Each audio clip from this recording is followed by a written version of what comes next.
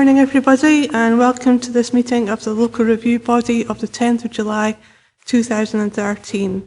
I can confirm that the meeting has been properly called and is quorate. Firstly, can I ask members to appoint a chairman for this meeting, please? I propose Councillor McKee. Seconded. Are you willing to accept Councillor McKee?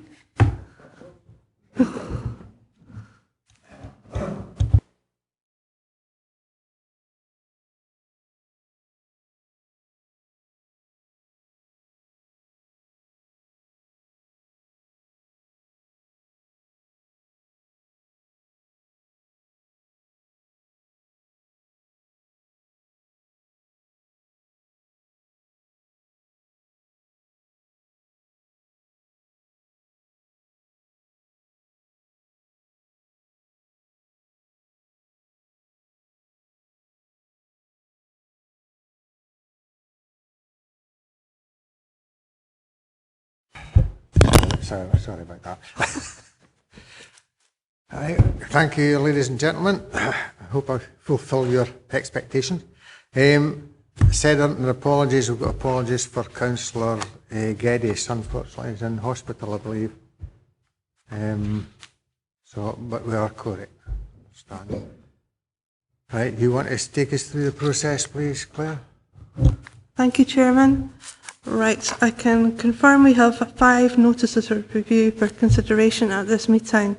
The first being item 4, Roses Craig, Cushathill, Eaglesfield, Lockerbie, refusal of planning permission for erection of dwelling house incorporating ruined dwelling house, erection of detached garage, installation of septic tank and soakaway system, construction of access road, 12P 40313. You've got the following documents in your papers, being the notice of review, report on handling, observations of appointed officer on the applicant's notice of review, the observations of the applicants on the observations of the appointed officer, the planning application form, the decision notice, the relevant extracts from the relevant plans, and the photos of the application site and locality. The grounds of refusal are stated on pages 110 to 111, being that the proposals which, as a result of the significant level of proposed extension, are tantamount to the erection of a new dwelling house in the countryside, fail to A. Respect and preserve the area's heritage of traditional buildings or have regard for the modest scale, character and appearance of the existing building, and as such proposals are contrary to Dumfries and Galloway's Structure Plan Policy D4 and Annandale and Eskdale Local Plan General Policy 7, and B. Have regard for the archaeological interest of the site. The proposals are therefore contrary to provisions of the Dumfries and Galloway Structure Plan Policies E12 and E13. The requested method of determination for this review is that the applicant has requested that the review be dealt with on the basis of further written submissions. You have the grounds stated in the notice of review, at pages 21 to 22, which are in summary, consider the report and handling to be inaccurate and overstates the accommodation proposed. A smaller extension would not be financially viable or visually successful. Consider the proposed cluster of extensions to be sympathetic to the existing building by allowing it to be read as a separate element and retaining its openings. As a very experienced and award-winning architect, he considers the design to be respectful of the existing building and disagrees with the report. Considers other examples of his work make the case. The report takes no account of the sustainable low-carbon design and material consideration, and the applicant has owned the farm since 1960, and this would be their future main residence.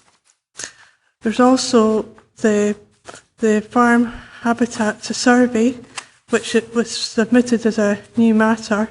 Being a new matter, members of the LRB would have to consider whether to accept it or not. And number 8, the council archaeologist does not consider there to be grounds to refuse the application. Again, you have the relevant development plan policies, and the main issues for the LRB to consider are: does the proposal conform with the relevant development plan policies on housing in the countryside and siting and design, and structure plan policy D4, 1, and local plan general policy 7 in particular? Does the proposal acceptable in terms of the council's policy on archaeology, structure plan policies E12 and E13?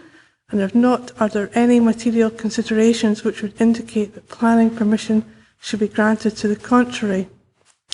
So, having outlined the documents within the members' papers, it now falls to the LRB to determine whether it has sufficient information to consider the review. It's confirmed that there will be no representations from any party heard today. The options available to the local review body for this and the 4 following cases today are that it can decide it has sufficient information before it to enable it to determine the review today, request further information in the form of written representations.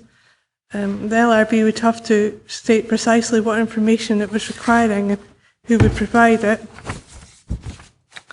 Resolve to hold a hearing, again stating who would be invited to speak and on what matters. Resolve to hold a site visit, accompanied or unaccompanied, and this can be done in conjunction with any of the above procedures, but would not allow a decision to be made today.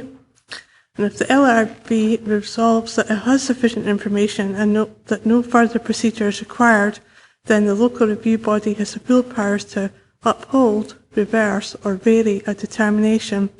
The decision notice will include a statement of the terms on which the planning authority has decided the case reviewed.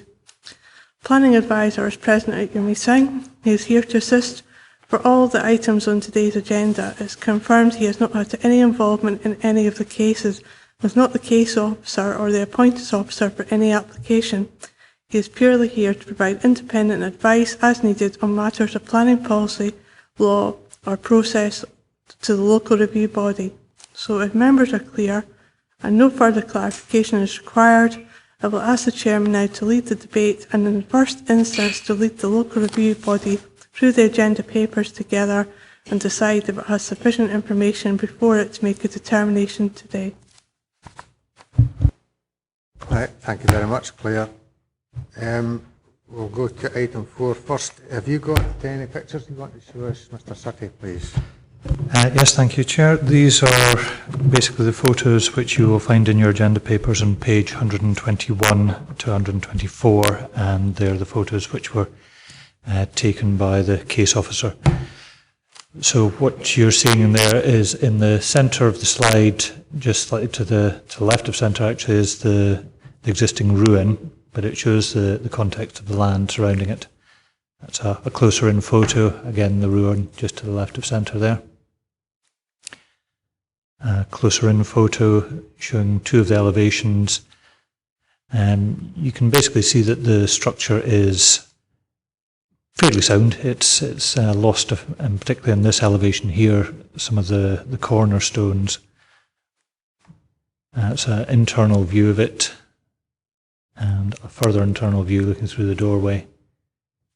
Probably this elevation is the most robust. You can see there's still the gable stone sitting on top. And finally there's a view further away showing the setting of the ruin beside the trees. That's all the photos, Chair. Right, thank you very much. Right, if we could go through section at a time, I'll call the sections. If you have any issues to raise in that section, then we can stop and discuss them. There was special mention made of a 1992 SAC farm habitat survey, and it's submitted as a new matter. It's on pages 25 to 34. So if you want to, if there's any points you want to raise or not, we could take them. Right, if we start with page 13, notice of review dated 16th April 2013, and related documents submitted by Simon & Winstanley Architects Agents on behalf of Mr. and Mrs. Owen, the applicants. Chairman, could I ask you to bring your microphone slightly closer to you, just for the elderly like me? Right, sorry about that.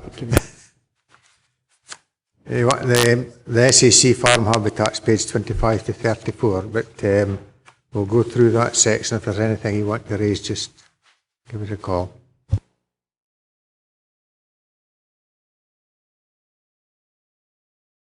Chairman, can I actually ask about, because this is new, is it not? So, Sorry, it's been submitted as a new matter. do we actually then consider it at all? What are the rules?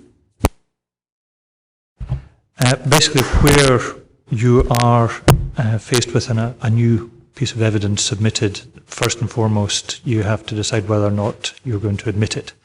So that's obviously something for yourself as a panel to decide whether or not there's got to be good grounds for it to have been submitted late and why it wasn't brought to the attention of the officer. So if you look at page 19 under new matters, it says we were unaware of the existence of the farm habitat survey at the time of the application. Obviously it is for yourself to decide A, are you going to admit it, and B, if so, is it material, is it relevant to the case that's before you? Well, instinctively, I wouldn't admit it. I don't think it's actually relevant, but I wouldn't admit it because we have to have very good reasons for admitting new information at this stage. Yeah, I think it would put us in a difficult position if we did take it on. And it's only farm habitat, it's not specifically relating to that, to this building, I don't think. So we just want to delete reference to the Scottish Agricultural Farm Habitat Survey. Thank you.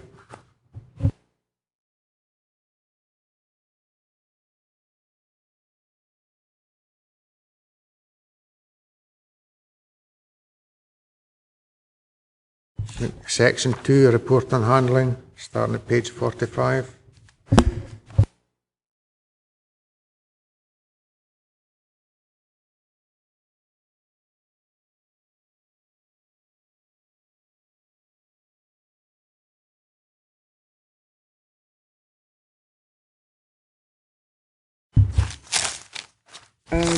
Sorry, 1.7.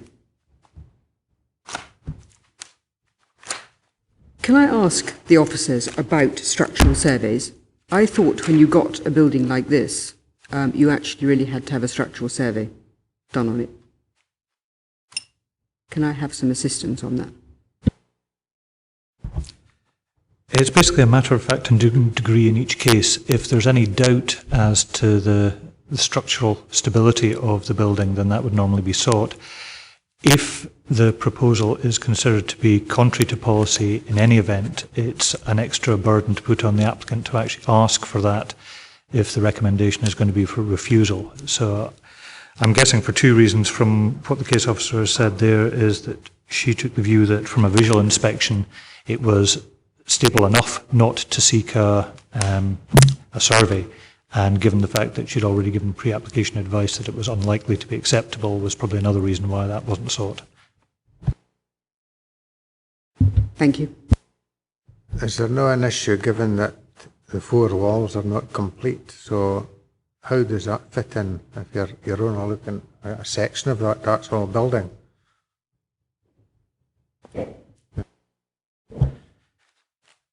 In terms of structure plan policy D4, it does say without substantial rebuilding or extension. So for this part of the development, it is acknowledged on the plans that there would be on that, I'll take you back on the slides, but it's shown on the plans that that gable there would need to be built up. But I'm presuming that the building itself is going to need not substantial rebuilding, but it's obviously the level of extension, which is the issue that the appointed officer was concerned about, not the actual structural stability of the part that is going to be remaining and incorporated within. Anything else on section 2? Section 3, observation of the appointed officer on the applicant's notice of review, page 63.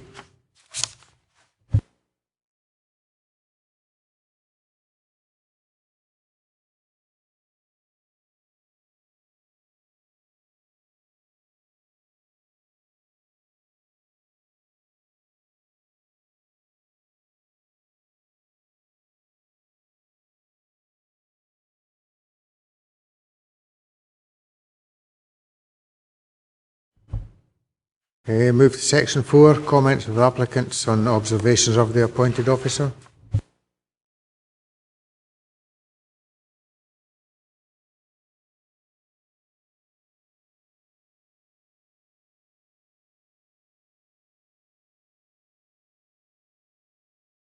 Section 5, the general planning application.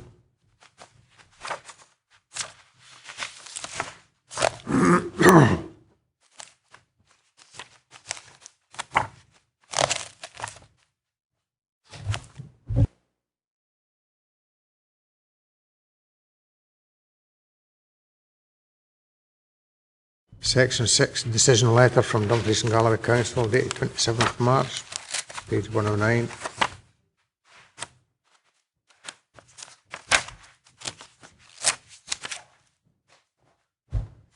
Section 7, relevant extracts from the Dumfries and Galloway structure plan and Annandale and Nestdale local plan. Okay.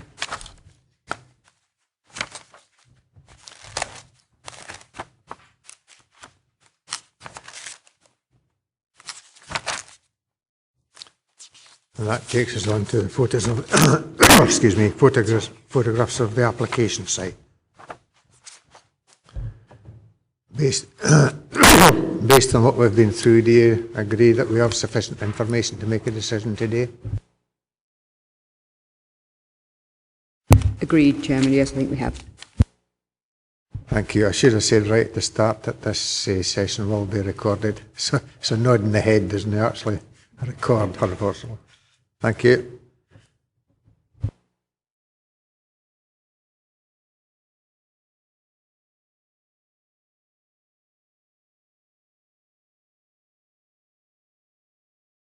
Right, if we're happy that we've got sufficient information, does anybody want to make any comments? First of all, Councillor Maitland. Well, I want to sort of pick through with members on the grounds of refusal. I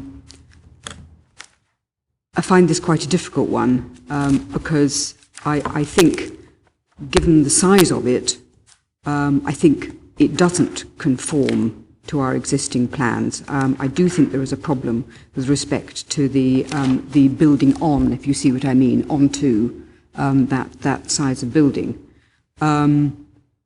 I would go down to, that's section A. Section B, however, I am a little concerned about the grounds for refusal there with respect to the archaeological interest of the site. The proposals are against provisions of Dumfries and Galloway structure. Now, the council archaeologist has no objection, and in fact actually talks about having got a record having been made already, and suggests that the surviving ruin will be preserved in the redeveloped structure. So actually, in terms of item B, for the reason for refusing it, I'm not very certain that we've actually got particularly strong grounds for refusing it on that basis. And I would be very happy to hear what other members have to say on that. I want to come back again, but that's the first thing to, I think, talk about. Would you like to comment on that, Mr. Sutty, please? Well, as ever, basically, in terms of this process, it is open to yourselves as a panel to vary. So even if you are minded to agree with the overall decision in terms of the scale of extension, you can strike that second reason as a reason for refusal. The justification given by the appointed officer, I think, is outlined on page 66 in paragraph 9 as to why they felt that was appropriate. But obviously one of the things you need to weigh up in your own mind is, would this development in itself have any effect on any actual archaeological feature? I mean, is a scheduled ancient monument involved? That's really what this policy is getting at. There's a justification which they've given there, but obviously if you disagree with that, it's entirely engulfed to either vary or remove.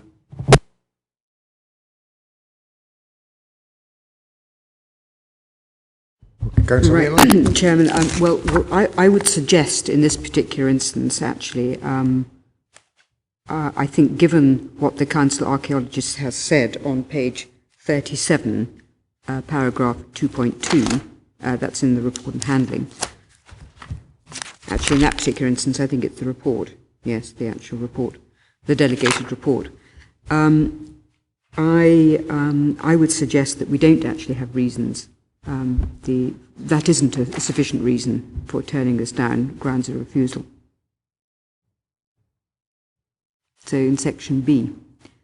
And I'm going to, then if I could, go on to section A. I find this very difficult because there is no doubt about it that it is much bigger than we would normally expect to see in the countryside. It really is. But nevertheless, because of the way the thing has been designed, the original building is there. And it's there as a discrete and recognisable element of the whole development. And that seems to me to be one of the things which we really need to consider quite carefully when you get a redevelopment of this type, which is attempting to, I suppose, incorporate a much older building into a development. It is there.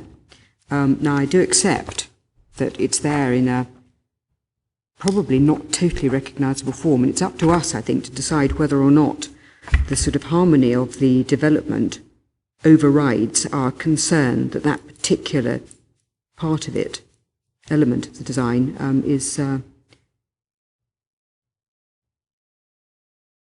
is smaller than you might, or less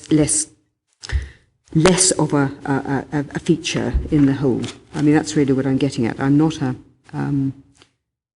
not an expert, but I think I know what I'm trying to say.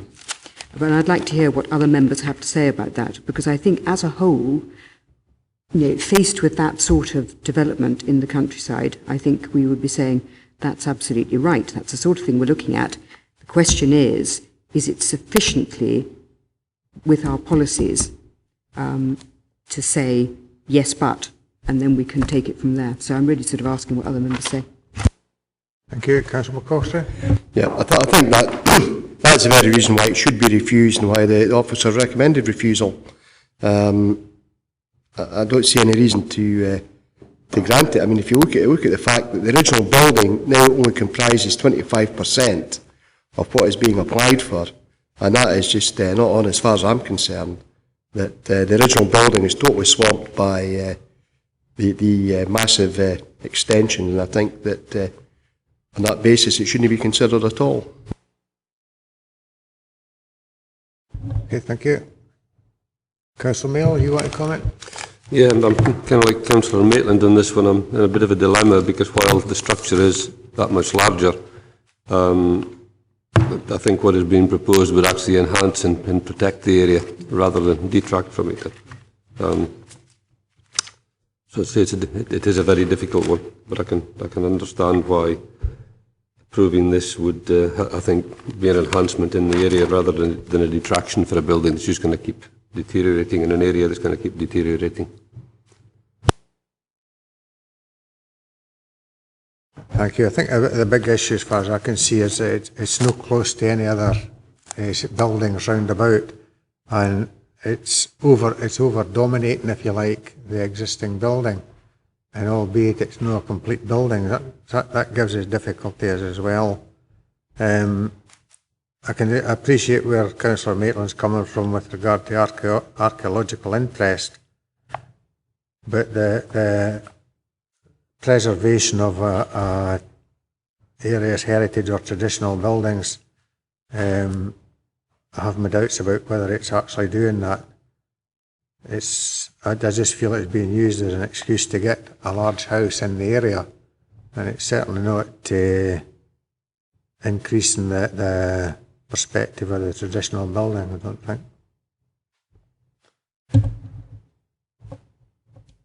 Anyone else want to comment?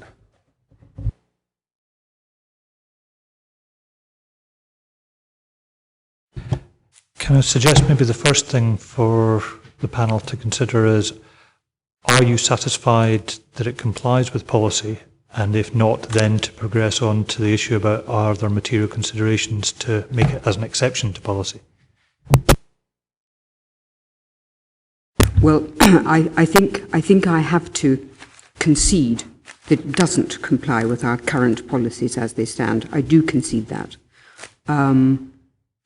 Because it is definitely much larger than we would expect to see with respect to building onto or in the environs of a small building like that. I do accept that. Nevertheless, I am prepared to put down a motion, and I'm going to have to sort of think on my feet while I'm doing this, because I think as an exception to policy, because it is, but because of the nature of the high quality design, I think the materials, if I put here, the design and the materials, I think it is relevant that the council's archaeologist has no objection. I think that's an important issue to state. I think the original building is there, is identifiable, and I think it is of sufficiently high quality of design, demonstrably, to be accepted by this review body as an exception to policy. And I would propose that. Now, I'm sure that there will be other conditions that I would like to see done. I would like to see the treatment of, I don't know, access, roads. There are all sorts of other conditions, and I would look for assistance in a kind of catch-all series of conditions that we would need to deal with were this to be agreed, because it couldn't simply go forward as it was now, Chairman. We'd have to have conditions concerning, I think, other parts of the application.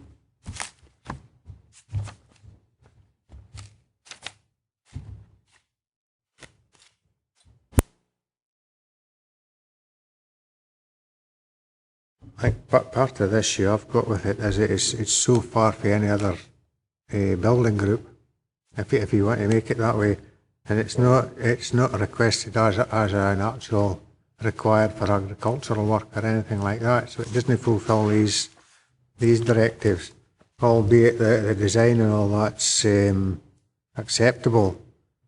And I think, as has been said, it overwhelms the existing building that's there. It's whether that can be addressed in any other way might be part of the argument.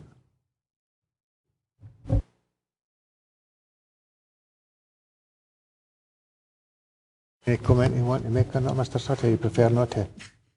Sorry, it's up to you. No, there isn't really any comment unless I'm required to put an input in, I would suggest. Well, absolutely. I mean, have I put forward the basis of a competent motion? That's what I'm asking for. What I then need to do is to be sure that the council is covered with respect to other conditioning. So that's what I'm asking for. I'm asking for that level of protection for the council's policies, if we were to say that it was acceptable as an exception to policy. And I fully accept what every other member is saying. I understand where you're coming from. We certainly don't want to be in a position where we've made this decision and then it opens the floodgates. That's the last thing we want. Mr. Sutter, you want to comment on that, please? Yeah, I mean, certainly in terms of, I would agree that what you put forward, what I've noted down here, is that you'd be minded to, the motion is to agree that this would be an exception to policy on the basis of the high quality of design and materials to be used, and that the original building is still present and evident within the scheme. In terms of conditions, I would suggest that you would be looking for the standard condition that has to be done in accordance with the plans. The garage would probably have the standard condition that it be used for domestic purposes only. And on page 57 to 58, you've got recommended roads conditions, which they're there in code form, but these would be transferred into standard conditions. Off the top of my head, I can't think of any other relevant conditions. If you've got that catch-all condition, it's got to be done in accordance with the plans, and obviously the materials which are shown would have to be used. to the satisfaction of the council as planning authority. I think I want to use the words, it is a discrete and recognisable element. The existing building is there as a discrete and recognisable element, and indeed includes actually the type of roof. The suggestion is in the report that the roof is as it was, with a hipped end and a gable end. So the building is there. You can see it. Thank you, Chairman. Yeah, I can say I have no problems in seconding that. As I say, it is far from any other place, but it has been a cottage, and I really think the protection of this site and development of this site would enhance the whole area. So I'll second Councillor Maitland.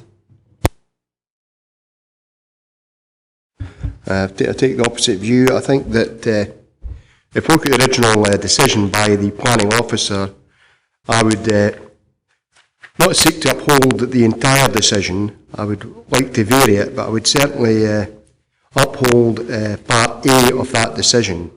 I think Part B, the bit referring to archaeological interest, that can be dropped.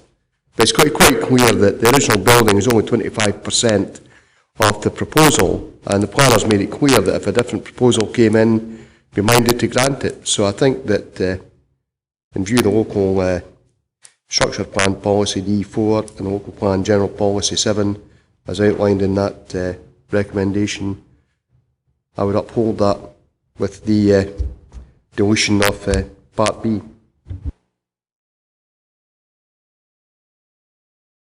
Councillor Maitland. Thanks, Chairman. I can see which way this one's going. Chairman, I think it would be appropriate because it is going against policy. It is absolutely. I think we should require a structural survey in 1.7. I think that should be part and parcel.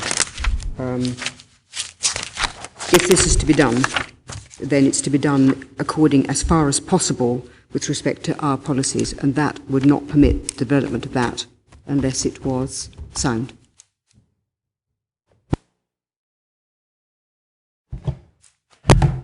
Where you're looking for that sort of issue, there is a potential.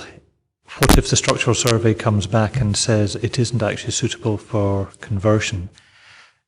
What would happen in an appeal in these sort of circumstances is the reporter would indicate a willingness to approve subject to. So what would happen there is, if that would be the way you'd want to do it, then you would be indicating a willingness to approve subject to a satisfactory structural survey. And in the event that the structural survey comes back and says everything's okay, then it would be issued. If it was proven not to be okay, then effectively what you'd be looking at is the complete erection of a new house in the countryside, rather than retaining that. So that would then get referred back to this LRB to decide if you wish to go with that proposal. But that would be, I don't think it would be reasonable to attach a conditional requiring a structural survey for that reason, that what if it comes out and says it's not on. Thank you. Right, I withdraw my remarks. Thank you.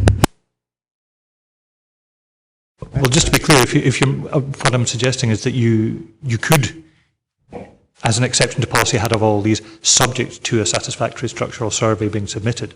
You just don't have it as a condition. Okay, well, that's actually what I'm trying to achieve. That's what I'm trying to achieve. So if that's acceptable, that's fine. Thank you. It's just that I feel that the point A and a refusal by planning permission, I feel that it's an overwhelming development of an existing structure. It's a bit much for to justify. It's almost a new building in the countryside, and that's even more difficult to justify. So where are we, Claire? Any idea? At the moment, I have a motion with a proposer and a seconder, and I have an amendment with a proposer. Are you? Unfortunately, I haven't come in with a seconder. So where? Sorry, I'm the seconder of the opposition. Is there any way? I didn't want to go to the vote because obviously I don't think it's 2-2, and there's not much option certainly. But is there any way out of this? Is there any, if we put it back for until the next LRB, is there any discussions that can be held between now and then that could address the issues that's been raised? In a word, no. Basically, the decision has been made on this one. The final decision on this rests with yourselves. You are quorate. You are in a position to make a determination. So, unfortunately, I'm afraid I can't assist. I know how awkward that if Councillor Geddes not being here has knocked it into an even number, I'm afraid. That is unfortunate. So, unfortunately, we've got a motion and an amendment. Okay, thank you, Chairman. I have a motion proposed by Councillor Maitland, seconded by Councillor Mayo, to approve as an exception to policy. The reasons are given the high quality of materials and design, and the original building being discrete, being a discrete and recognisable element, and being evident within the scheme. I have an amendment proposed by Councillor McCotry, seconded by yourself, Chairman, to vary the decision of the appointed officer in refusing the permission for the reasons given in Part A of the decision notice and deleting Part B. Okay, so we're all clear, can go to the vote.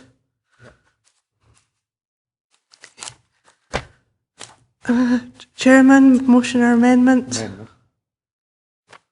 Councillor Maitland? Motion. Councillor Mayo? Motion. Councillor McCotry? Amendment. That's 2 votes each. Chairman has casting vote. I'll have to go with the amendment. Secretary. The amendment is carried. That's that the LRB have agreed to vary the decision of the appointed officer and refuse permission. Reasons are as laid out in Part A of the decision notice. Thank you. Right, thank you very much. Then we move to notice of review, refusal of planning permission for change of use of storage workshop building to dwelling house at storage workshop, Miller Road, Castle Douglas. Planning reference 13P20010. Page 129, notice of review.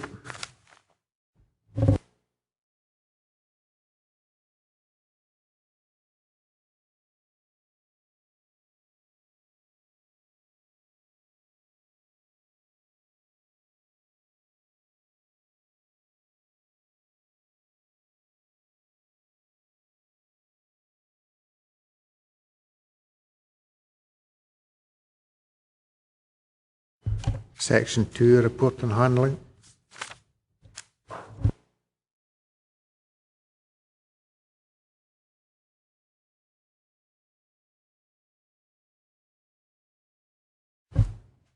Section 3, observation of appointed officer, page 157.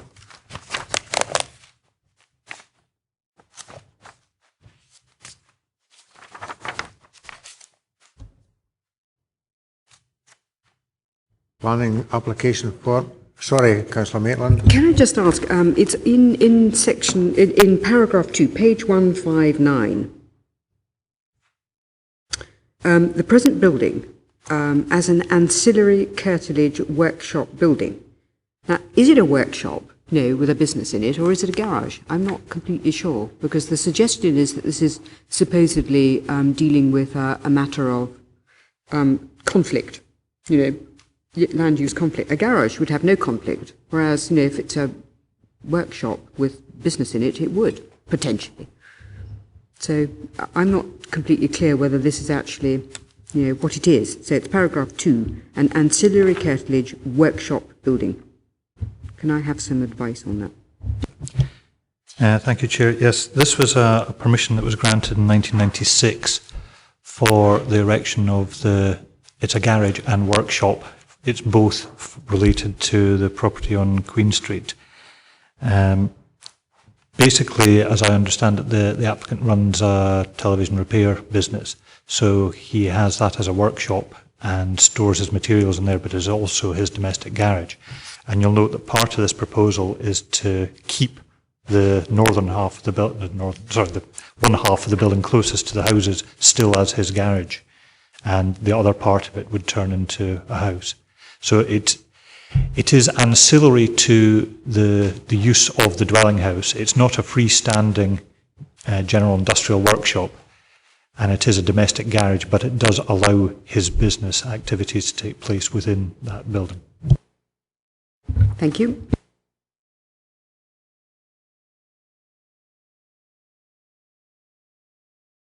Is he still in that business? Or is that business closed down, do you know? Pass, I don't know, I'm afraid.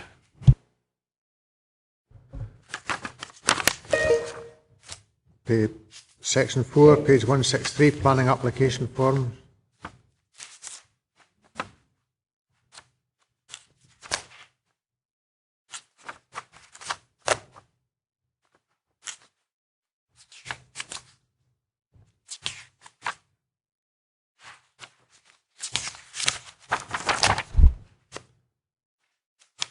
Section 5, decision letter.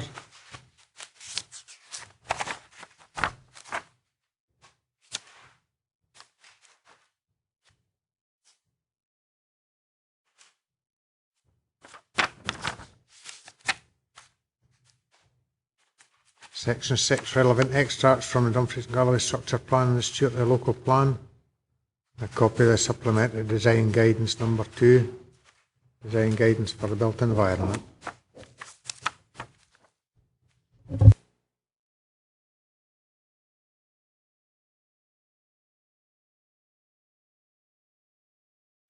In section 7, I forgot to ask you, Mr. Sutty, photos of the existing site. Do you have photographs that you can take us through, Mr. Sutty? Sorry. No problem. Indeed, these are the ones on page 201 to 202. So you can see the existing access in from Miller Road to the rear of the property. The host property is there at the bottom, which, as I understand, fronts onto Queen Street. So you can see that it is used as a domestic garage, but also has a central up and over door that will be blocked up as part of this proposal, that is used for taking the work-related machinery in and out. The only other photo is really looking at the neighbouring property. As I understand, permission has been granted for a house in that area there, but fronting directly onto Miller Road. So you can see that that property next door, its orientation is facing over the garden here, as opposed to what you would probably expect to have as a frontage, which is at 90 degrees. So just going back to the previous photo, you can see that it doesn't present itself end on, front elevation onto the road. And it is also right against the boundary of the neighbouring property on the other side. So there's no rear garden potential for that property in the layout as it is.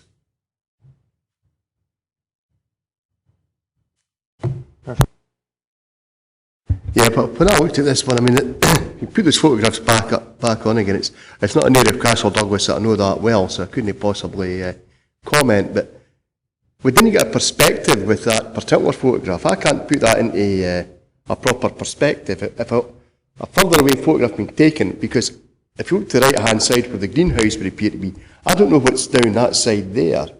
And that might give me a better idea of whether I would want to grant this one or uphold the decision.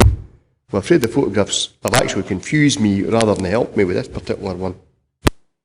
Before we get into discussion, have we got sufficient information in front of us to make a decision?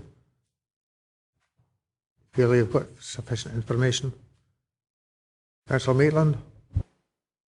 Well, I think I draw Councillor McCoftry's attention to page 169, which gives you a location plan.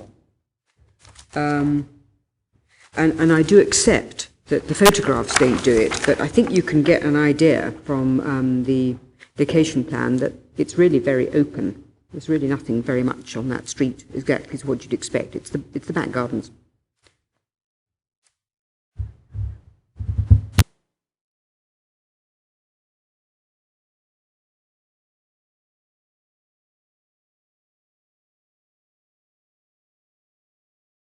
Do you know the width of this structure at all, Mr. Sutty? Because it seems to be quite wide when you're looking at it there. That's going right back to the boundary of the next door house, I take it, the garden, the garden next door. Just looking at page, I can't scale of these unfortunately, but if you look at page 175, you've got written dimensions on there, so there's no complete written dimension, but you've got about 3.5 metres for, it's probably about between 5 and 6 metres, I would suggest, in terms of its width, just from that plan. But unfortunately, as I say, it's not to scale, so my scale rule is not of any use today.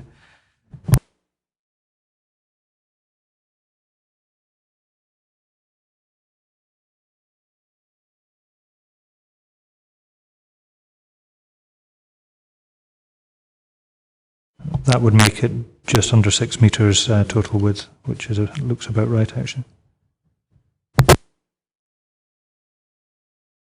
See, this is where previous applications get us into a mess, isn't it? Any comments, Councillor Maitland? Well, I think you're absolutely right. I do accept the fact that the house, the proposed house, the orientation is back onto Miller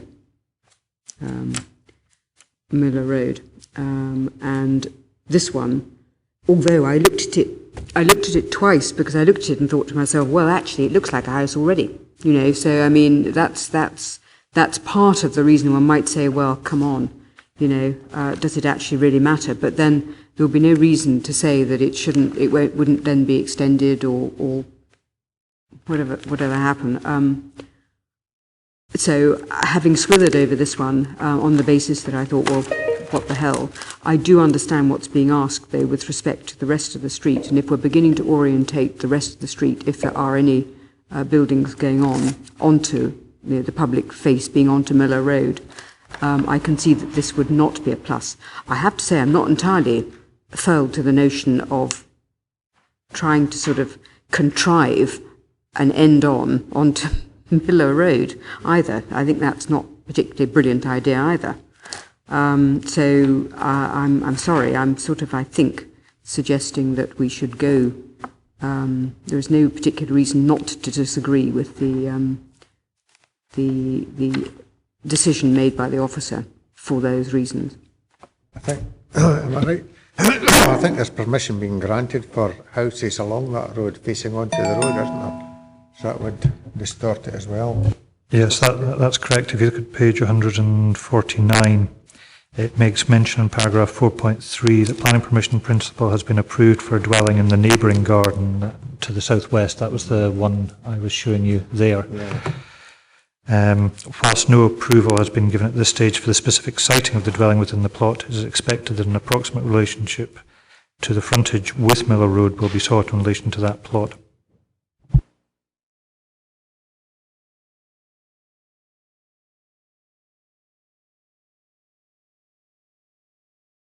I think it's pretty logical. They're big gardens, and they're looking to build in these big gardens nowadays. But we've got to get a proper structure to any proposed building, and a kind of logical structure, if you like. And I don't think end-on's very logical. Councillor Mail, sorry. Chair, are you still deciding whether we've got enough information or not? I thought we'd decided. We've agreed that, have we? We're quite happy. Tom raised it, and I was thinking, following what we've discussed and what we've had a look at, I was going to say I think we have. Yeah. Councillor McCaughtrey? I'm sympathetic to what the applicant wants, because I can see what's at the rear of these properties, but what I cannot see is what's on Miller Road, because that looks like a cul-de-sac there, with a couple of other cul-de-sacs off it. Now, is that modern buildings rather like that workshop? I mean, I'm prepared to give the benefit of the doubt. But personally, I'd rather go on a site visit and have a look at this one in its context, because I can't get the context. I do not know what's on the other side of the road from that house, because at that end on approach, may well fit in with the houses in Miller Road. I don't know, because I can't see them, and I don't know the area.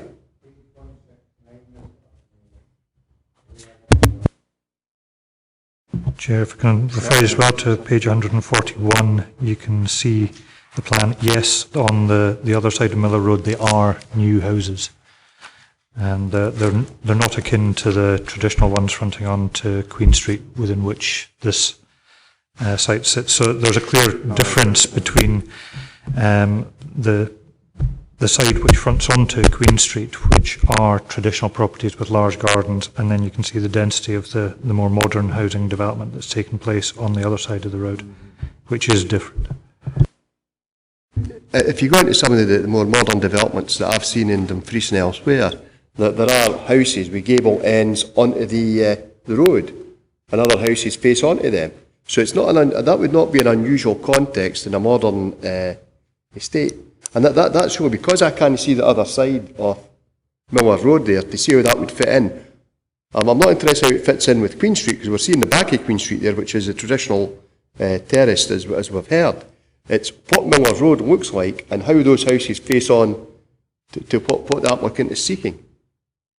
And that's why I'd like to have a site visit, because I don't know that area personally. If it's somewhere I'd visited and known, I'd be quite happy to make a decision, but I'm just a wee bit worried about this one, because of the context of that property and what the person's trying to achieve.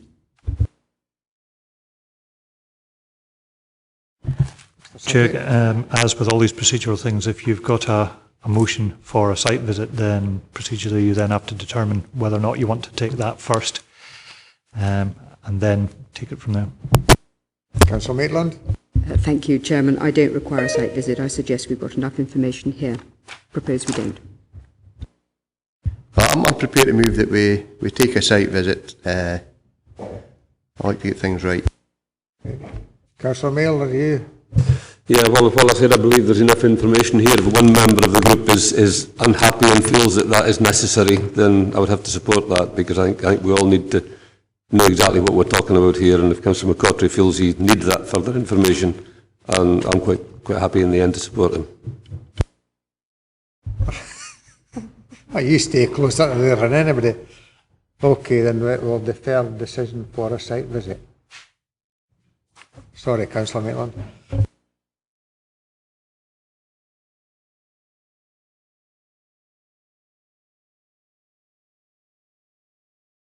Sorry, can I just be clear? Is it an accompanied site visit that you're wanting? No, I've been accompanied, I would think. Just the usual councillors. Yeah, accompanied is you all going together? Yeah, oh yeah, with the, Yeah, I think we have to do that, don't we? Yes. Yes. Yeah. yeah. So Those of you who are going. I was going to suggest, Claire, I mean, it shows just to get a quick look at that house in the context with the other houses in Miller Road. We've already got a site visit organised for a full planning committee.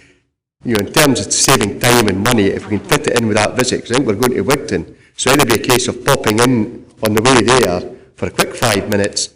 We tie it in rather than wasting a lot of people's time and energy. So that'd be my suggestion. If that's, I'd agree with that. And failing that, Chair, if that doesn't work, if I was coming through anyways, I could pick the pair of you up and take you through if you wanted, whichever. There is difficulty perhaps in doing that, because there's only so many of you would have taken part in that application at Wigton Bay, Whithorn, sorry, with the harbour. I think we just got a date for that organised yesterday at the end of August. I think the 21st rings a bell. So invitations will be coming out on that shortly. But if any of you in the LRB don't then take part in this visit, you then can't determine it. Whereas you can with the Planning Applications Committee, there is a difference.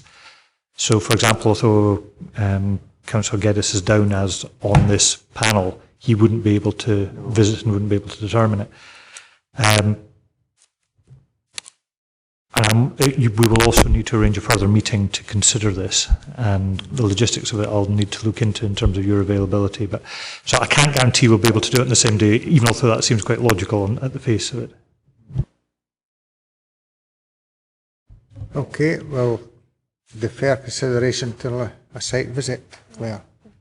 Okay, thank you. Just to be clear, this item is basically being adjourned pending the implementation of the further procedure. So this meeting, obviously after conclusion of the items today, will be reconvened with the same members present following the site visit to enable a decision to be made.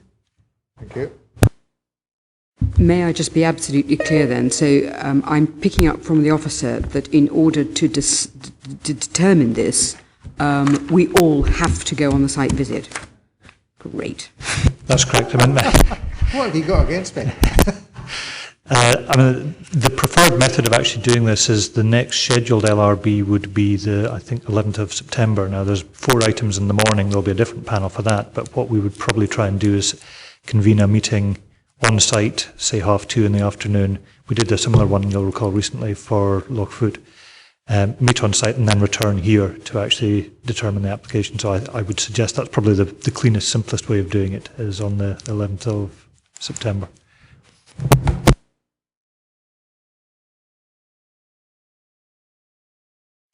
Everybody happy with that? Once we've consulted their diaries. Right, can we move on to the next notice of review? Refusal of planning permission for erection of extension eastern gable, elevation of dwelling house, removal of existing lean-to extension at No.2 Cottage, Belzies Farm, Lochmaben. Planning reference 13P30038. Page 203 onwards.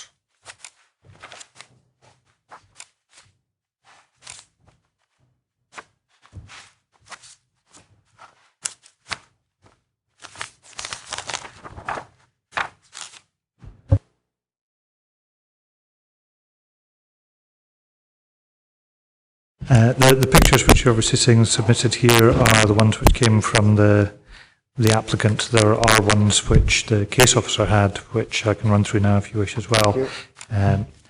So these are the ones which are shown on page 161 to 162, and as I say, these are the case officer ones rather than the applicant's. That's just the view of the 2 properties that you can see on the right hand. There is the other half of the semi-detached property, which has got a porch extension. The application site is the one in the foreground. That's moving round to the gable and the rear. And then there's a final shot which is looking along the rear elevation. So what you're seeing there is the sun lounge extension on No.1 across from the rear garden on No.2. For reference as well, you'll note on page 232, paragraph 1.4, you've got reference to the fact that there was a permission granted last year, 12P3018182. So this is the permission that exists. That will remain until the 16th of August 2015. And that, as I say, is what has permission, and you may wish to compare and contrast that with the plans which are shown on page 145 is the current application that's before you. It's been refused. There's a superseded drawing on page 247. The only amendment being the applicant put in amended drawings showing the windows in a 3 horizontal form on page 145, and that's the actual application that is before you, and this is the permission that... 245, my mistake. Yes, 245, and 247 was the one that was originally submitted and then superseded. So the one that's actually before you today, just to be clear, is 245, but equally this can be implemented at any time, and that, as you'll notice, it runs flush with the front elevation.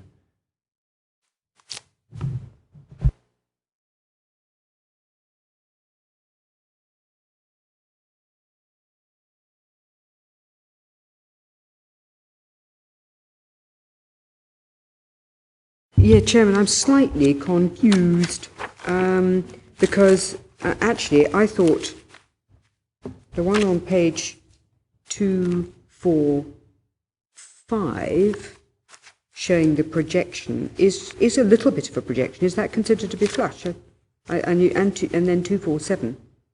The projection is the same, isn't it? The one that, my understanding of the one that has been refused and is before you today is the one on page 245. There was another scheme which came in earlier. I'm just trying to see if the date is for this.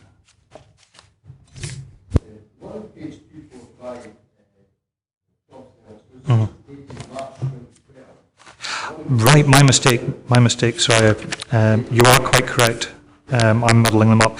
It's page 247 is the one that is before you today. I apologise for that. I'm mixing myself up here. And the argument was about a hip or a gable roof as well, seemed to me.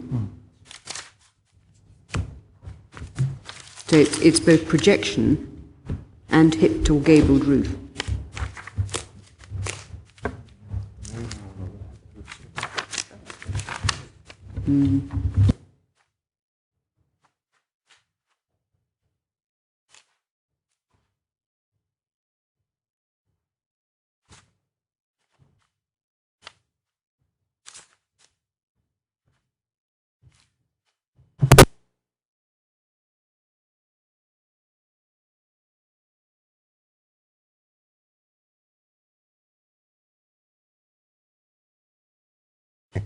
Can we adjourn for 5 minutes till we get clarity on exactly which drawing we're following?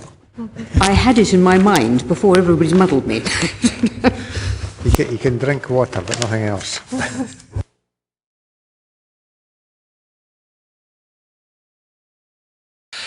Right, there is a bit of a background with this one, as you'll have gathered from an application which came in, and there was dubiety as to which scheme had been received and so on.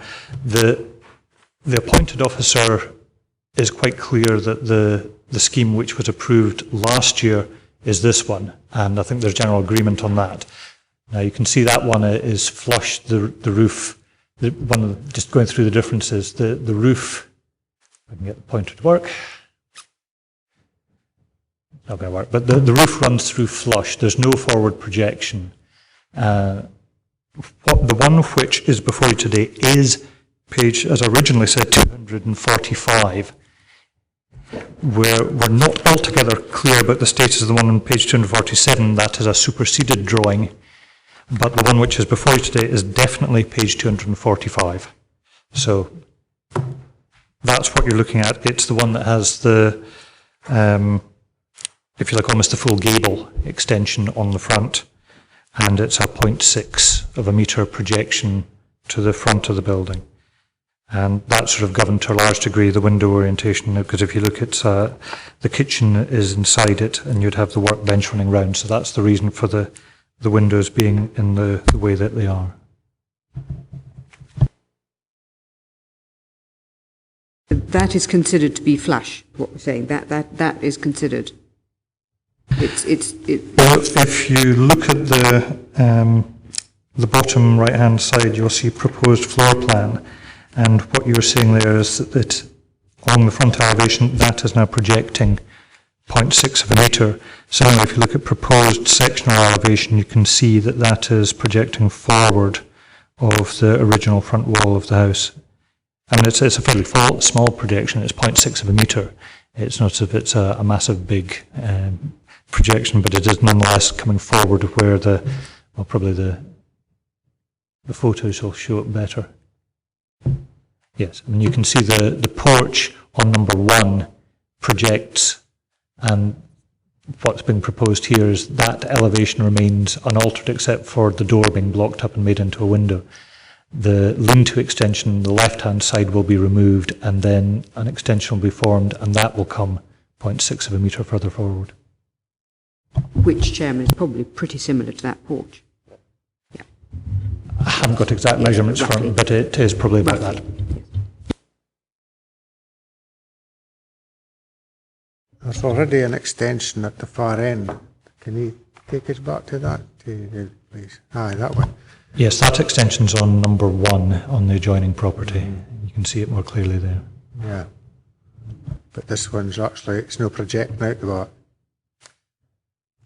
Yes, this would be projecting to the rear. Again, if you look at the bottom right-hand elevation of page 245, it's coming.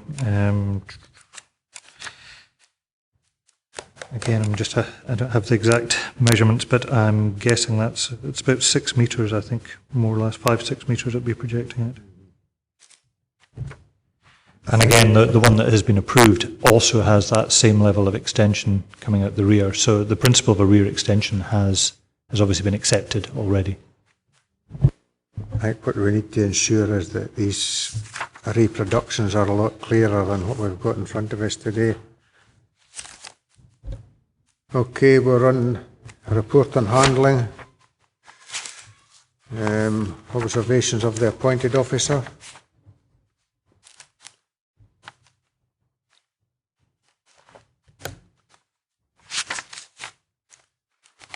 Planning application date, page 239 onwards.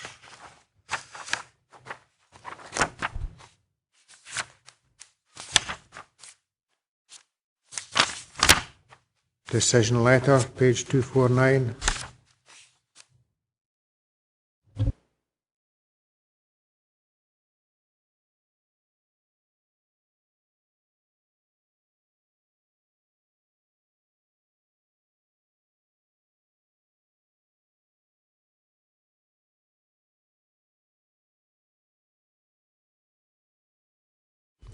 Just on a reason for refusal, they're saying that the extension is different from that in the neighbouring cottage. Have you any idea what the difference is at all, Mr. Sutty?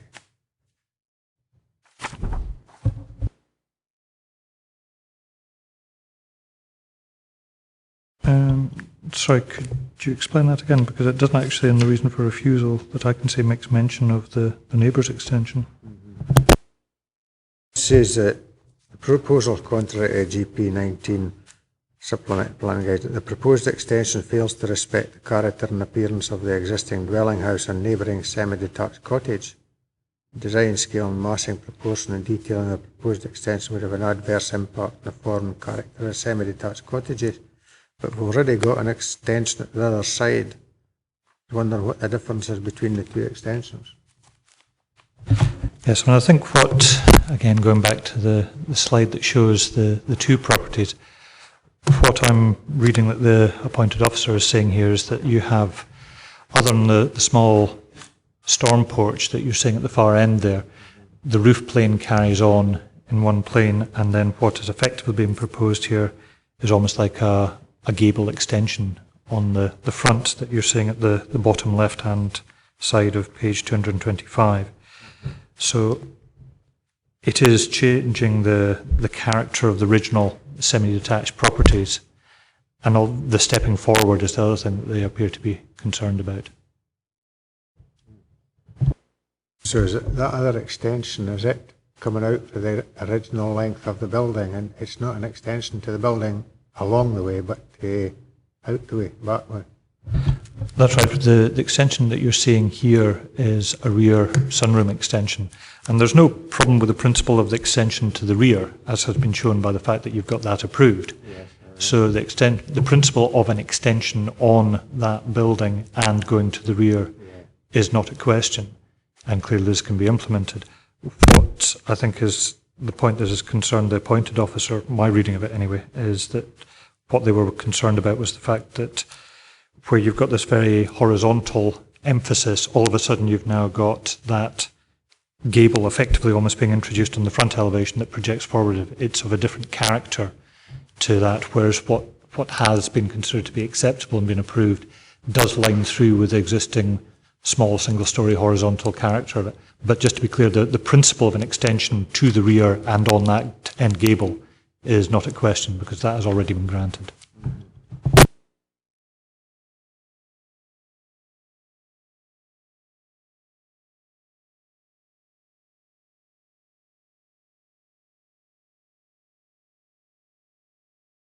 Councillor Mail, sorry. Oh, put my mic on, sorry. A refusal of planning permission. relevant extracts from the local plan, this their local plan.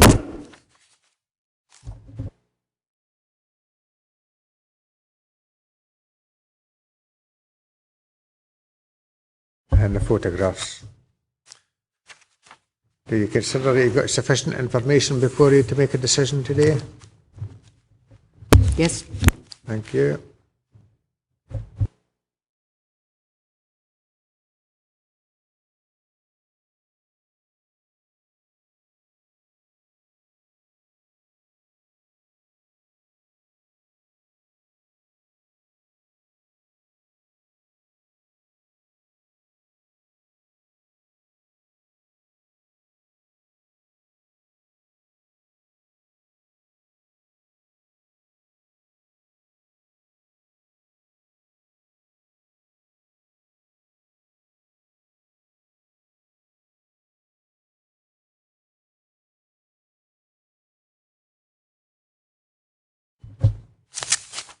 So I think what the problem seems to be the size of the extension, given it's adding to the length of the building. Is that, am I right in suggesting that, Mr. Sutty?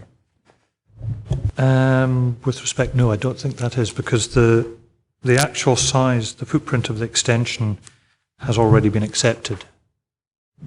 The basic principle of having an end elevation extension running back that far is very similar. Really what it comes down to, my reading of this, not having been involved in it, is it's looking at what the change between what's been accepted, which again is this, to this. And officers obviously felt that this was not a design that was in keeping with the existing building. They were happy with this. This is what the applicant wants on page 245. It's a case of almost, do you reckon that the officers are being too picky and interpreting policy too rigidly? Given the property where it is it going to have any major effect on anybody? Or do you feel that the design really, you know that you have an alternative which is, by officers' view, was considered to be better than what is being sought by the applicant? It's down to those two issues, really. Councillor McCoskey?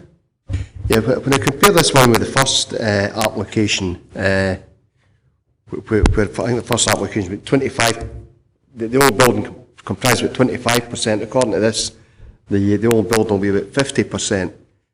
First application is very open aspect. I mean, the only people who are actually going to see this are the people in the immediate neighbourhood. There's nothing, there's no roads going nearby that anybody's going to actually see that. And I really do think we've been a bit overly hard on this one. And I'm kind of minded to let this one go through, to be honest.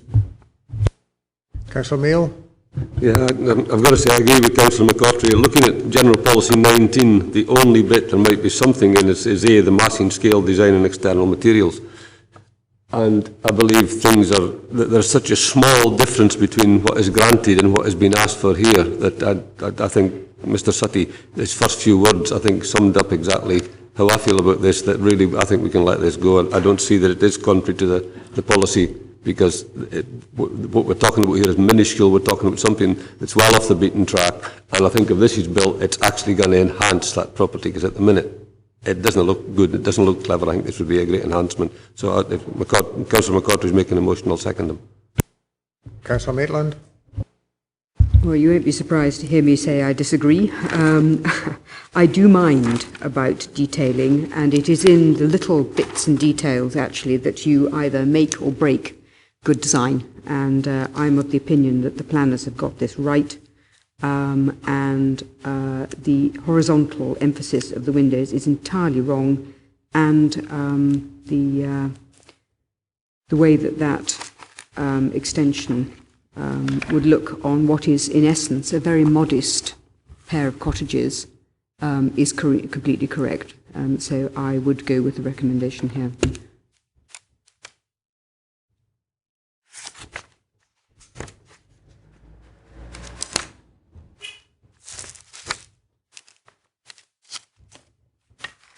think I would like to have seen the gable end finished the same as the gable of the extension of the other house. Other than that, it's not a big issue, as you say. That was the only thing. And that finish has been accepted already, hasn't it? That gable end finish. It's the same shape, isn't it? No. I mean, the one that was approved, if you see that it continues the roof plane running along, the difference on what is proposed in page 245 is that bit there that is being added, that's the front elevation. So you are going to be changing the roof plane at that bit.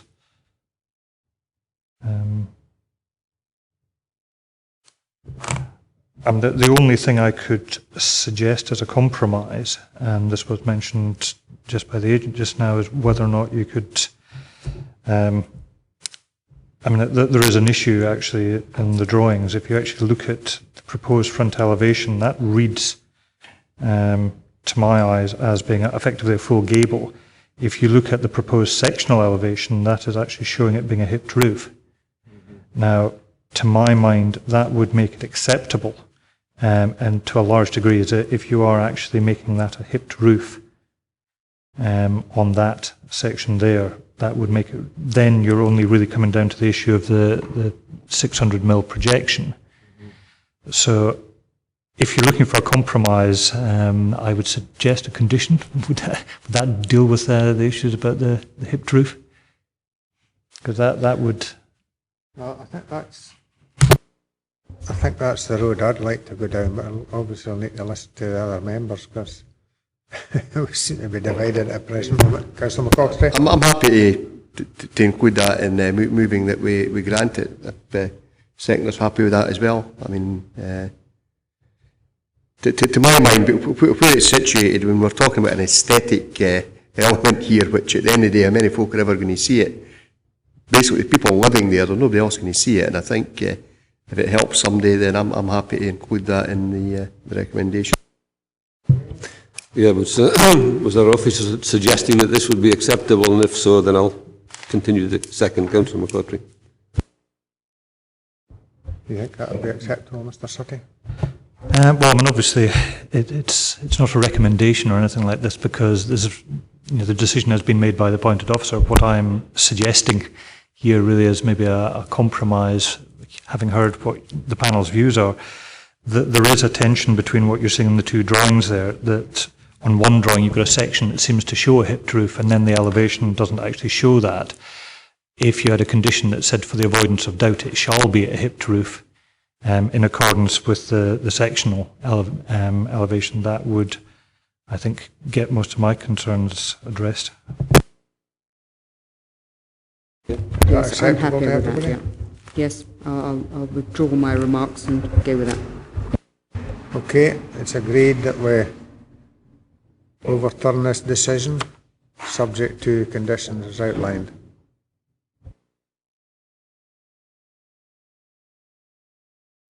Okay, just to confirm, I can confirm the local review body have agreed to reverse the decision of the appointment officer and approve it as an exception to policy on the grounds that it would enhance the property and taking into account the condition as mentioned about the hipped roof. Thank you. Thank you very much. Councillor Maitland, sorry. I'm sorry, I can't bear the word enhance. I'm really sorry. I'm sorry, I will not put my hand to that. I can withdraw. You can have it as an exception. I'm feeling picky, Right. but I will not put my hand I to can that. withdraw the word enhance. What's the issue, Councillor? I don't think that this extension enhances that property. I think you're granting it as an exception to policy, but it does not enhance that property. If you're going to put that in, I'll have my dissent recorded. In fact, that might be the simplest thing. Why don't you just record my dissent? Okay, can you do that? Okay, thank you. Dissent recorded. Right, thank you very much. Can we move to refusal of planning permission for erection of dwelling house with integral garage installation of photovoltaic panels on garage roof at land within the grounds of 2 Commercial Street, Port William. Planning reference 12P/1/0233.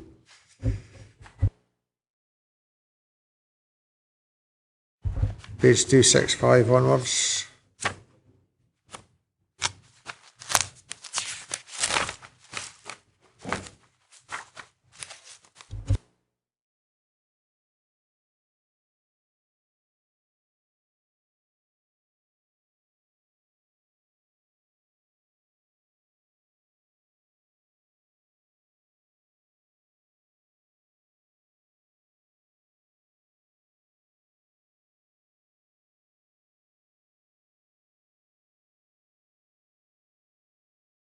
Report on handling, page 291 onwards. What page, Chairman, are you at? 291 onwards. Report on handling. Councillor Mail. Totally not related to the thing, but is there, everybody else seems to have got printing the papers and the numbering right. Is there any way we can ask that this could somehow conform, because the page numbers sometimes are very difficult to read when they're caught up in all the script? The short answer to that, I'm afraid, is no. The Planning Applications Committee agenda I can control, and I do bounce an extra paragraph in so that you can all read it. Where somebody has submitted a document that falls foul of it, unfortunately, there's no way it just overprints it, and I can't change the original document. That's why I just gave you the numbers of the plain pages.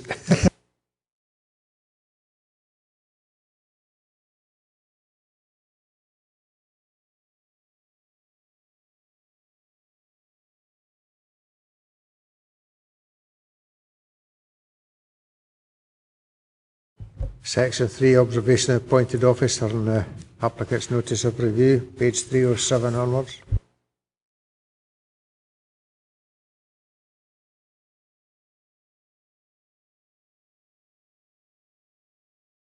Ireland. I must admit, I think that the omission of the word "not" I think was very sad. I think it's obviously made a sort of a real problem in the applicant's mind, and I just think maybe that might have been picked up kind of earlier on. Or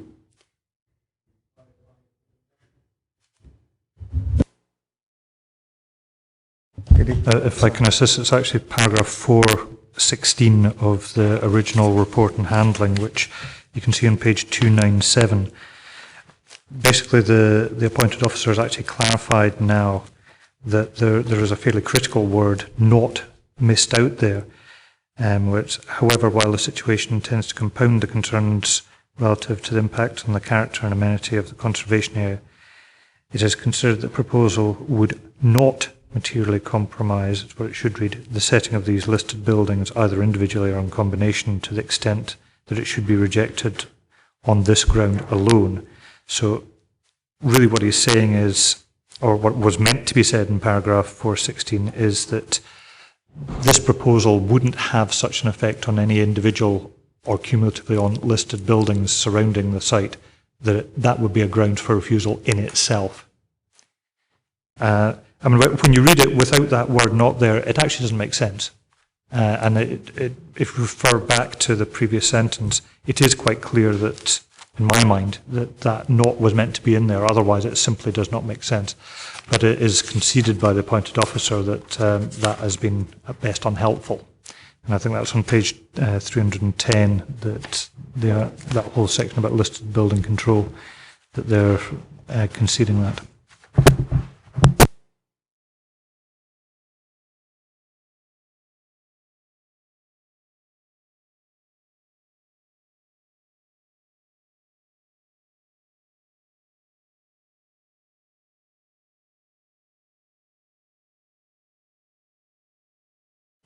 Chairman, could I also ask, I was also looking at the fifth bullet point, 5th bullet point down on page 309.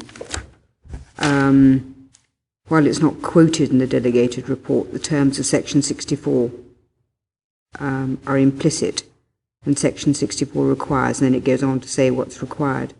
Again, I think that would have been helpful to have been in there. Is it not normal practice to have that in a delegated report so that people understand that it is actually part and parcel of what's required? It is normally the case. You will almost certainly have in every report the reference to section 25, and you'll see that in every delegated and committee report. In applications where you're looking at listed buildings or conservation areas, it would normally be expected to see section 64 mentioned there, because that's the key bit of legislation. It wasn't mentioned in this report.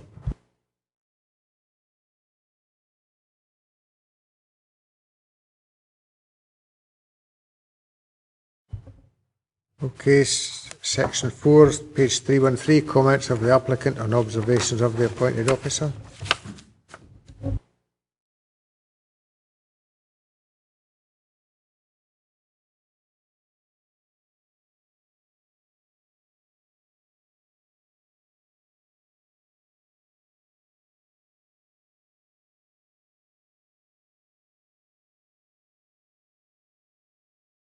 Section 5, planning application form, dated 16th July 2012.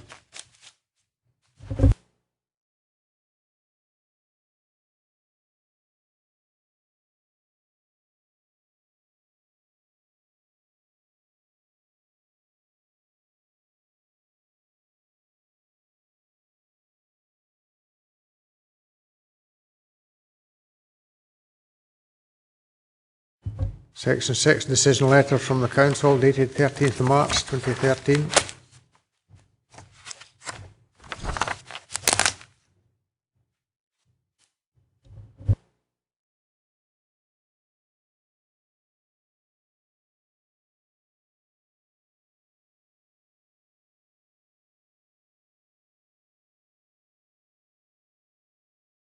Section 7, relevant extracts from the Dumfries and Galloway Structure Plan, Wigton Local Plan, Scottish Planning Policy.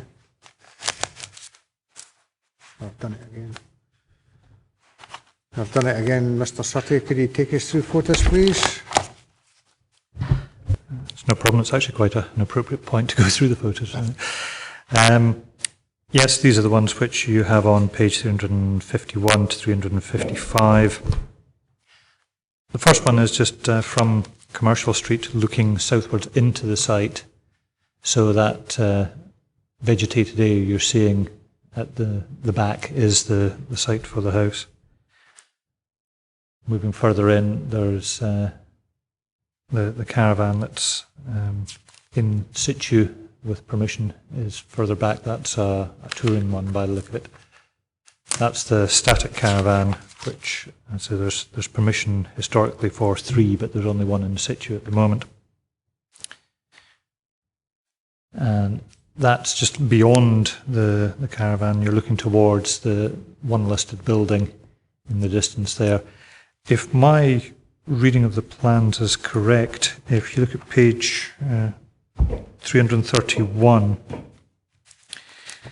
that gives the siting of the house. Now, I was trying to work out exactly where this house was going. You can see the listed building next door and how far that extends. So if my reading of this is correct, the area of Broom or whatever the plant is there, the house would actually extend into that area, but you can see the end of the property next door more or less runs through with where the house would go. So my reading is that the house would actually extend into that area, certainly onto the elevated grass area that you have here. So the next photo shows that's the grass platform area, but I think the house actually extends further back beyond that, if my reading of the plan is correct. The house would certainly be within this context here, and you see the caravan, which is in situ. It's looking back towards Commercial Street. Again, that's panning round just a bit further from that, and you can see the rear of the host dwelling. It's looking back down, and yes, that is a sheep that's grazing there. So the house would be sitting fair square in the centre of that slide there. and that's looking back up the existing, that's where the access would be. It would run along, the caravan would, by my reading of this, have to go, but then that would be the access up to Commercial Street. And that's the last of the slides.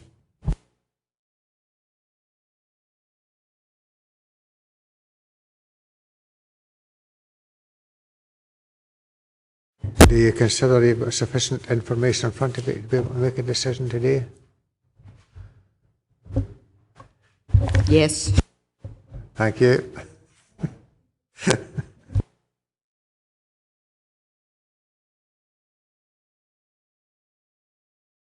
Another session, do you want to raise specific issues?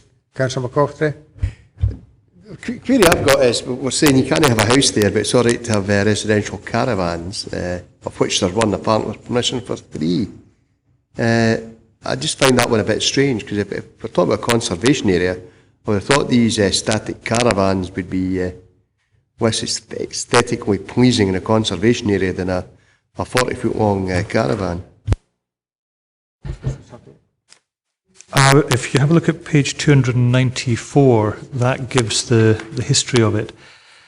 Basically, this was, it was the commercial hotel, and the caravans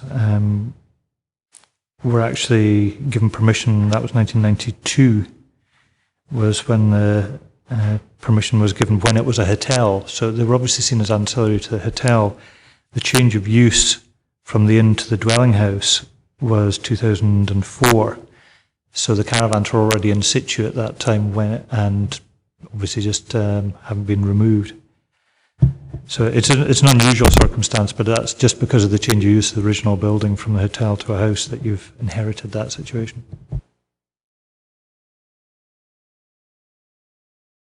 I think the issue here is that the siting of the house, and it's the height that it would be in comparison to the surrounding dwellings.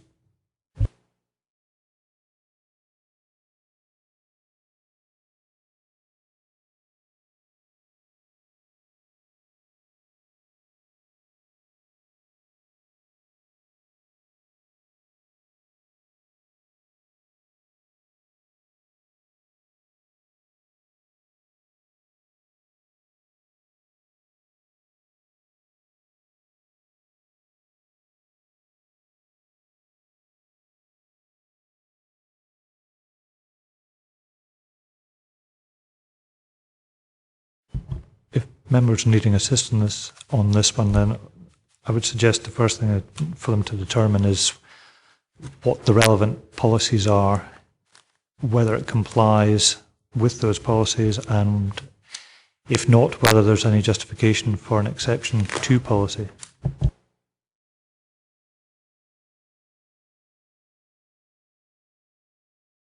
Councillor Maitland, sorry. Thank you, Chairman. No, I have to say I read this carefully and then looked at the, and I find the photographs particularly helpful with respect to the heights. And I think that's the issue, actually. The design of the building and the heights of this building, I think, don't conform with our policies with respect to a conservation area. So I am happy with the recommendation of the officers here. Thank you for that.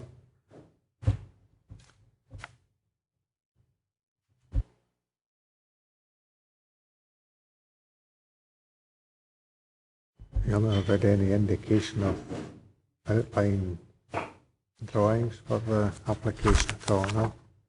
Mr. Sutton, no? Well, I mean, it is an application for full planning permission, and you've got the drawings are included within your papers here. They're on page 331 and 33. So that is the actual house that is proposed, and you can see from the siting, and it is sited directly behind No.2 Commercial Street, the former hotel that's now the house. So obviously the issue for yourself is to determine, does that comply with policies? If not, is it acceptable in the terms of the development plan?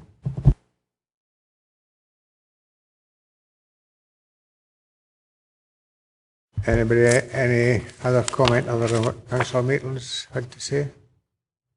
Agreed? Councillor Quite Mail? agree with the motion. I think, I mean, because I know Port Patrick, I've got a fair idea of what that is. But I think sometimes to get some of the context, particularly in areas like Port Patrick that are on a hill, you can maybe do with a Google look rather than anything else. It's Port William we were in. Port William. Councillor Mail? Yep. Councillor Mail? Yeah, knowing this area from a previous existence quite well, Chair, I reluctantly agree with Councillor Maitland. Okay, Claire, so the decision of the panel is that we refuse permission, uphold the decision of the officers. Okay, thank you. Just to confirm, the local review body have agreed to uphold the decision of the appointed officer for the reasons, same reasons laid out in the decision notice. Thank you. Thank you. Can we now move on to refusal of planning permission in principle for erection of dwelling house, installation of septic tank and soakaway system, formation of vehicular access at land within grounds of Carry, Hyden, Duff, Leswell, planning reference 12/P/1/0386. Page 357, notice of review.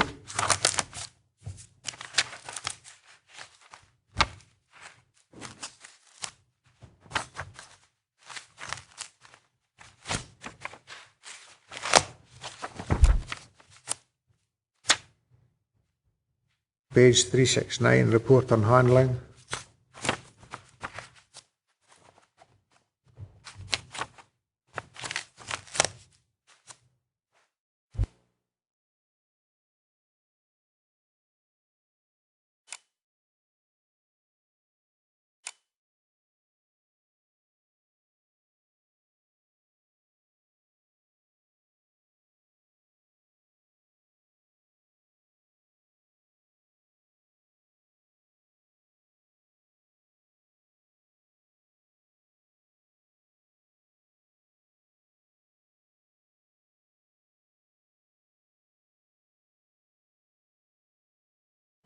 Section 3, observation of appointed officer on the applicant's notice of review, page 379. Nothing more, Chairman, other than to say that the planning history members chose at the time not to follow officer's recommendation of refusal. It does lead to problems in the future, and that does happen. Where is that, Councillor Maitland? Second paragraph, I'm up from the bottom.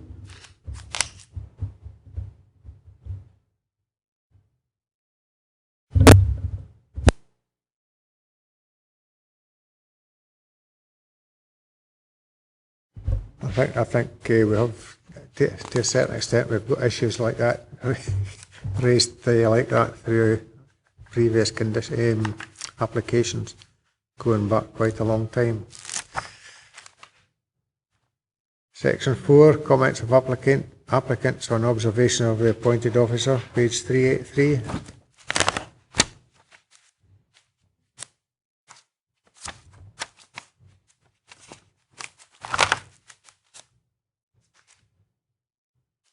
Planning application form, page 389.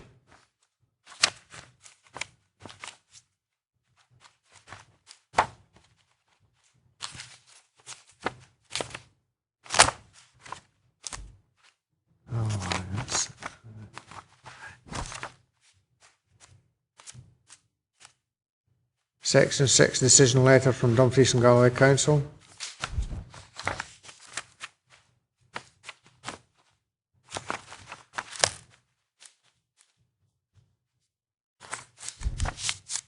Section 7, relevant extracts from Dumfries and Galloway Structure Plan, Wigton Local Plan, and copy of supplementary planning guidance, small building groups, Wigtown.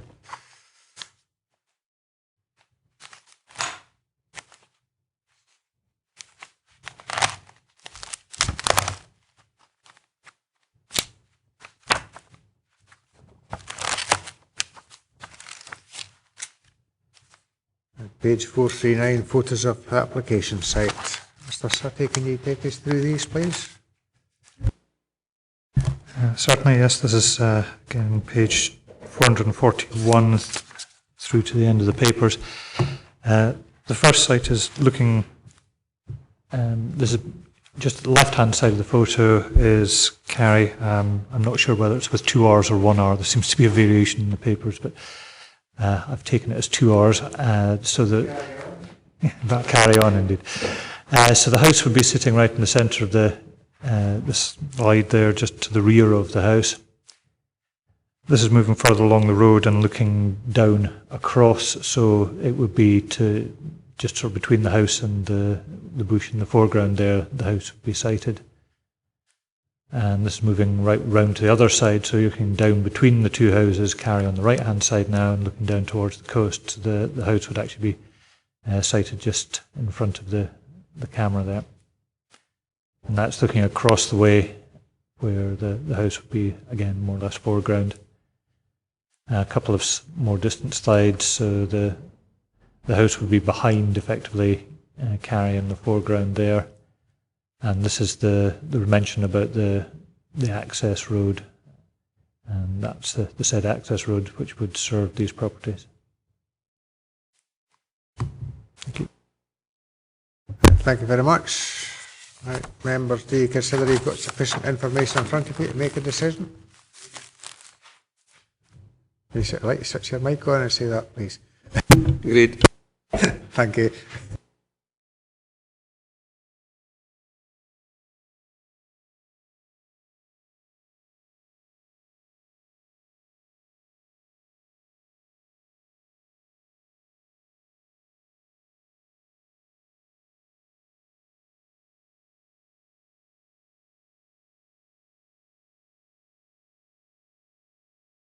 I think there was issues where a case officer had been asked for advice early on, and I think a misinterpretation has been made on what the officer can say and what not.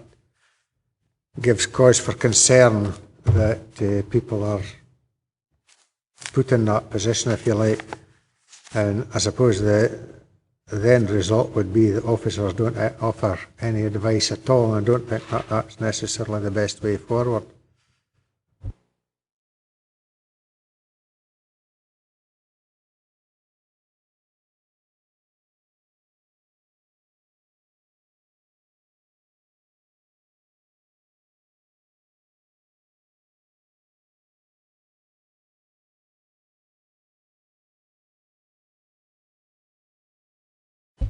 Page 372, paragraph 1.3, it was considered in the Wigtown local plan small building group review in 2008-9 that it was unsuitable as a small buildings group. It had already planning permission, and it was considered that there was sufficient in there at that time.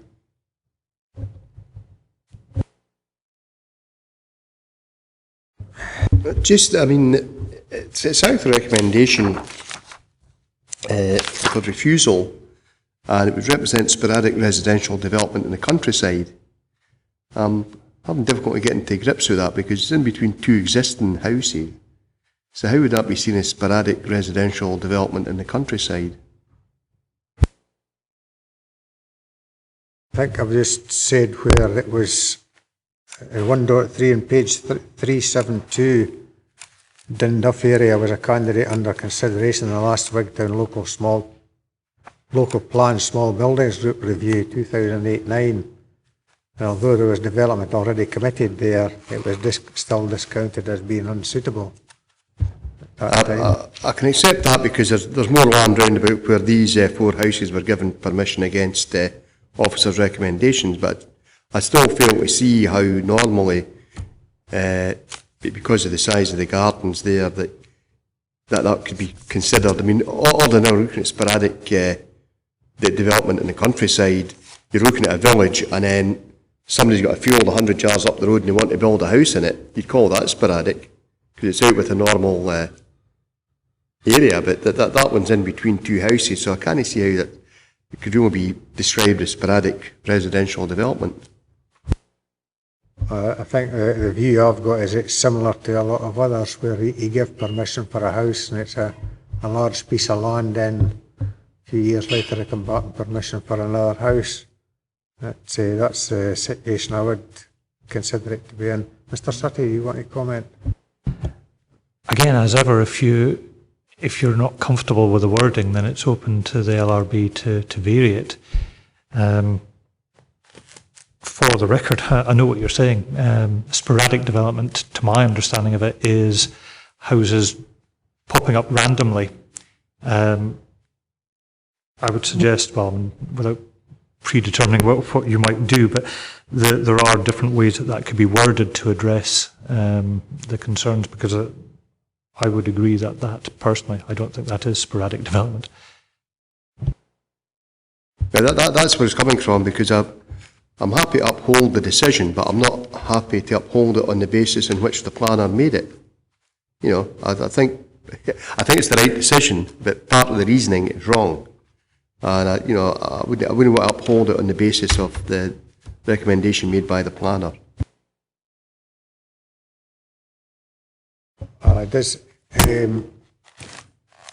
It talks about sporadic residential development in the first part, but in the second part is on about it's tantamount to a form of backland development at odds with the existing pattern and layout of the development in the locality. Well, I am quite happy to go with the sporadic residential development. I think Councillor McCoftry is right. It's not so much that, but it is definitely. I mean, Wigton Area Committee trailed through and did all the work with respect to the small building groups and did not identify this as a small building group. So I think we have to accept that. They at least did that bit properly. And the second part of it is the proposal by virtue of its citing and context. I agree with that too. That's correct. So I would be very happy to second Councillor McCochtry in taking out the first sentence about the proposal down to visual amenities of the area, leaving the next bit as Dinduff is not identified and the proposal is tantamount to a form of backland development. So those two stand.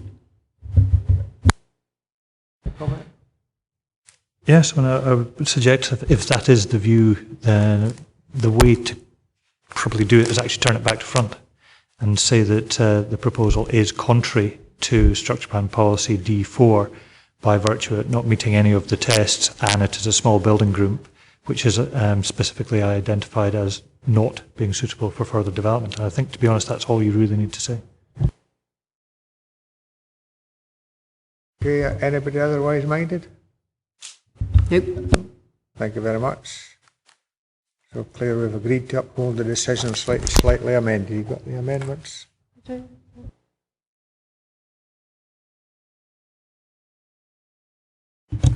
Okay, thank you. I can confirm that the local review body have agreed to vary the decision of the appointed officer and that they are refusing the planning permission on the grounds that the proposal is contrary to Structure Plan Policy D4 and also contrary to the small building group in Wigtown local plan. You want to use something you want to add? No? Okay. Yes, yeah, sorry, and also including part 2 of the original decision notice. Right, thank you very much. We have no other business. Thank you all very much for attending, and we'll see you on the site visit, and hopefully David will pick a nice day for it. Vote of thanks to the Chair.